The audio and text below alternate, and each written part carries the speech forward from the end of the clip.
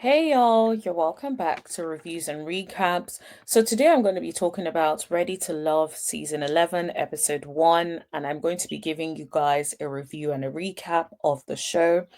So, like always, I'm going to be talking about some of the key things that I feel happened in this episode. Now, just to say this is the first episode of the season, so not much happened that I want to talk about, just to put that out there.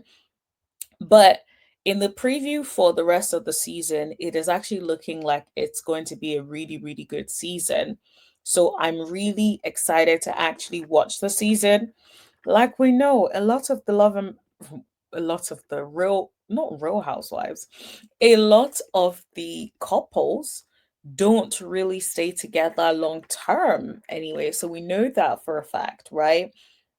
I think so far there are only four couples that we are aware of on Ready to Love that have stayed together over the years, and there's 11 seasons of this, and it's only four. So I wouldn't say that there's a high success rate when it comes to love. However, when it comes to drama, when it comes to conversation, there is a lot for us to learn from these couples.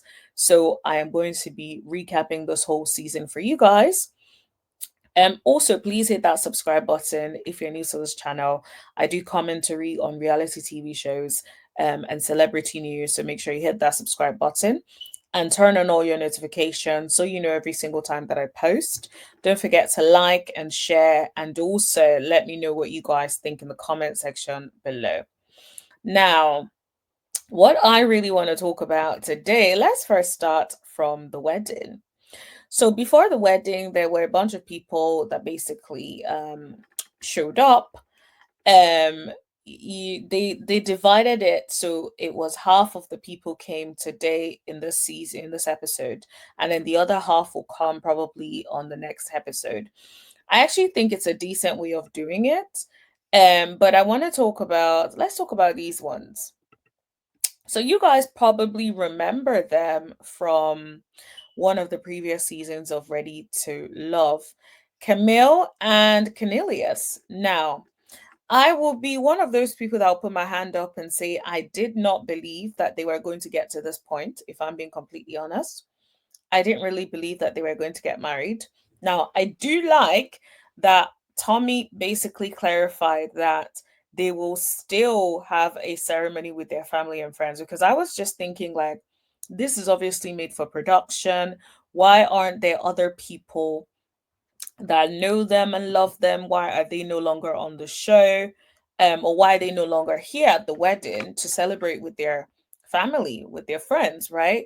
So, but I'm glad that Tommy actually clarified that, because that was what I was thinking. I was like, seriously, we can't really be thinking that this is an actual wedding. Now, I will say Camille looks beautiful. As always, Camille's body has always been fire. She looks gorgeous. Now I don't know what their ins and outs of their relationship is, but from what we saw on Ready to Love, it looks like Camille was controlling and Cornelius was a passive man. Um, and if that is literally what is going on, a lot of people were like, Camille needs to free him and he's held hostage. I'm not gonna say that, because if they're truly married, that's their marriage now. But I really hope that they've actually had time to grow and deal with like communication and learn how to communicate, and that Camille has dealt with her obsession with control, obsession with being right, all that kind of stuff, because that came out. And her possessive, it came across as being possessive. So I really hope that she's had time to like reflect on that and know that that is not the right sort of way to go about it and all that kind of stuff. But hopefully it's legit and it works out. I do not wish divorce on anyone, so I really do hope it works out for them. The ceremony, of course, they brought. Do you remember this guy on the left? I can't remember what his name is right now. His name skipped me. Corey, that's it, Corey. Corey was so problematic from the previous seasons. I remember like just watching even an interview that he did, I was like, Corey is so problematic. He looks very different now. I guess that's the thing. Like haircut, hair changes really changes the face. Like it really does. So yeah. But anyway, Zari is also there. I think is her name is Zari, isn't it? Zara. I can't remember what her name is, but if I remember correctly, she's the baddie who was also into personal training, who was Camille's BFF. So I'm glad they stayed, I guess, connected, and stayed friends. Because sometimes, like, you go on these shows and you meet like a friend, and you guys just get on, and that friend becomes your friend for life. So I'm glad it all works out for them. Okay, this was very chaotic. The red dress girl, like, girl, is it that serious? Like, you want to get married at all costs? Like, what is going on?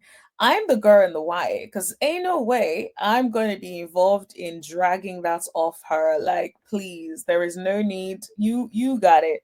Okay. Now, of course, that's not to say I don't really believe in the whole, throwing the bouquet thing anyway. Like of course if you throw it and I'm there and I catch it, then sure, it's more like, all right, let's do it. But it's not like I don't really believe like, but I guess that lady in red is like, I'm the next one. I must get married. But it was all in fun and it was all funny and stuff. I don't think the other girlies took offense to it. I think it was just a fun moment, and just looking at how everyone is laughing, I think that's probably the most interesting thing that happened in this episode, anyway. So we appreciate that. Yeah, I'm either the girl on the white or the girl in the black skirt because that girl was just looking like, what the heck is going on here? But anyway, let's move on. So this conversation, I remember just looking at them talking and I was just like, My thing is this: you have five children with three baby moms. Like, I just don't really know how that is going to work out on this show. Most people don't like people with multiple baby moms to begin with, right? You have three, then you have five children. That is a lot of children. And it's not like you've clarified to say, oh, I got married, or it was from a past relationship, or like, oh, two of them were from my last marriage or something. Most people have a lot more, I guess, understanding about that. But if it's like three different baby mamas, never been married to either of them, and then you have five children, it's like no one is really taking you seriously, so it doesn't look good. Look at how Kira was just looking at him like, okay. Like, okay. Like, what are we doing here? That's the vibe I get because I'm outside looking in and thinking about the way she's just like looking like, she's just looking like, yeah, nah, this ain't for me. And I wouldn't blame her at all because I too will be looking like, what are we doing here? What are we doing here? Honestly speaking, I honestly don't see a connection between both of them. Her, I do understand everything she's saying. So sometimes what I've noticed is certain people will say something like, you single, you used to be a player and stuff, and that's really what you meant. You could have said something else, but you used the word player, right? And what I've noticed about people is when you then hold them to what they have said, they now try to backpedal and clean it up. Excuse me. Now, I will say, I understand not necessarily wanting to deal with someone who is a player, or who was a player. I completely get that. But I felt like the energy at which she was giving to him, I think was a little too much because I'm like, you're just meeting this person for the first time. You don't really know this person. And I think that's part of what then bites her in the A later with the rest of the guys, and when she gets called out. Because the thing about it is this, right? the way you react and the way that you are, even if you're not really feeling the person, you're not there to school them, right? You can always be like, yeah, okay, I don't know, I'm thinking a little bit about that player comment, and then let them clarify it. And then you have a mental note moving forward that this ain't my person. But because you're on a game show or whatever it is, I feel like you can't come across too strong, because then he would be there talking to the rest of the guys and be saying, yeah, she came on too strong. And then some of them may then start thinking, maybe. And they don't know you well enough to be able to defend you and say, no, that's not the vibe and all that kind of stuff. They're just meeting you for the first time. So I think like having a more open predisposition, even when people say stuff to you that you don't really mess with, or you're like, it's like thinking about it and just be like, well, this ain't my person, but that's okay. And we move. There is no need for it to have been the way it was. Personally, I just thought it was just unnecessary. It was just too much. No need for all that drama, really. Yeah, like she got him hot. Look at her with the smirk on her face, and then look at him. He's looking like, oh, I've messed this connection up. Period. But yeah, think about what you say. Like, I was saying this to someone yesterday: say what you mean and mean what you say. It's like, don't say things that you don't mean. That means I can't hold you to your word, right? And so if you say you're a player, I should be able to, or you were a player, I should be able to hold you to your word and know that is that. Because the truth of the matter is, everyone or most people have had seasons of dating other people, but then they were not in a relationship, so they were multi-dating at the time. I don't think there's anything particularly wrong with it, but if you then choose to describe it as being a player, then that's a problem. If you said something that you don't mean, then that means you have communication issues that you need to work on, because which will rear its head in a relationship either way, because you don't have the tools or resources to communicate effectively. So either way, I would still not be choosing this person as a potential match, based off of that, really. Um, I will say, do I think? Let me see if I'm not sure I have that in the slide. But it seems like this guy connected with Kiara, because she kept saying my man, my man, my man. I'm like, it's a little too early, baby. It's a little too early. But what I also thought was interesting was, I think she just probably dated men, or some men, or someone that did not really pull their weight in the relationship financially. That's the way I'm thinking about it. And I'll tell you why. Because I noticed, instead, what he said about getting money and all of that when he has children, right? And trying to, instead of focusing on his family, he was focusing on getting money. I feel like that's only sort of resonates with someone who may be a little bit hyper. Either they like money, or they've been with somebody who did not have the resources and who just did not have drive. And so they're a bit hypersensitive when it comes to people that are not hardworking. So to her, she's thinking, okay, at least he's hardworking, at least he focuses on his grind. He's not going to be a liability, at least financially, in a relationship. And I think that that could be what it is, personally. So yeah, I would say that's probably another thing that I would say or pick up on. Yeah, I'm not surprised. This guy in blue, he was just doing the absolute most. He was doing too much. He was just, yeah, he was doing too much for me, for my liking. Now I understand the personality of being fun and laughing and stuff, but you're out here telling people about multiple marriages and the way you're making so much light of it. If you had come across and made it very clear, okay, I've grown in my life. I was going through a loss with the first parent dying, second parent dying. And I look to comfort at the hands of the people right next to me.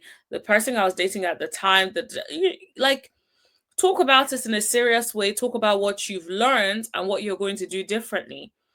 Like, it's a little bit delusional to think that the fact that you've been married twice will not be a concern for anyone that is sane. Um, so they would want to know what has changed. Why is this third time going to be the charm? Why is this going to be right this time around? So I think operating in delusion is coming. Like, no one is saying you can't be funny and you can't laugh and stuff. Like, of course, we're all here to have a good time and laugh and enjoy ourselves. However, I feel like it becomes tricky when like the whole conversation is being made light of, right? So it's like no one feels like they can, there's a serious moment with you, and people want, I know for me, I want a man that has range. You can have serious conversations, you can have lighthearted conversations, you're fun to be around, we can have so much fun, we can do business together, we can go to church together. It's like you have a good range of different things. I don't want someone that I have to take to a serious event and they're making light of the event and making light of everything going on, and it's just too rowdy and chaotic. So I think that's probably how the women are seeing him. So what I will say is I'm not surprised about the people that got called out today for elimination. I will say that Sahara was definitely very salty. Um, yeah, that's her name. Sahara was very salty. I did not like it. Yeah, nobody's saying be excited about being rejected, but I feel like the way you react to rejection, you're like, it's a different thing if she said in a light-hearted way. She meant what she said because she repeated it. She looked, and it was like you could also tell she was hurt, right? She definitely meant what she said. And I don't think that that's the right approach. Like, people are allowed to not like you. Like, you could think you're the ish, but maybe other people don't think you are the ish, right? Or the person that thinks you're the ish is not there, right? So I just don't think I really did not personally did not like that vibe. And the thing about it also is people have to remember when they come on this show, it's a numbers game as well. You want multiple people to like you so you can stay until the end and have your match, right? So if that's correct, then you can't be having that attitude to not being liked. Instead, you should just be like, oh, guys, oh, I really thought we were connecting, but maybe we can, maybe I'll have time to talk to you guys about that later. Something like that. Or keep quiet. Take it on the chin. See the guy in the blue, he was all right. Like, all right, cool. Luckily for both of them, Tommy gave them the chance and said they get to meet the other singles, and then it will be decided who will be eliminated. So I guess we'll have to wait. But anyways, let me know what you guys thought of this episode. And don't forget to like, share, hit that subscribe button, and tap that bell button right next to it so you know every single time that I post. Also, please share as well. I'm trying to build the Ready to Love content. So yeah, thank you very much for that. And I will see you guys in the next video. Thank you. Bye.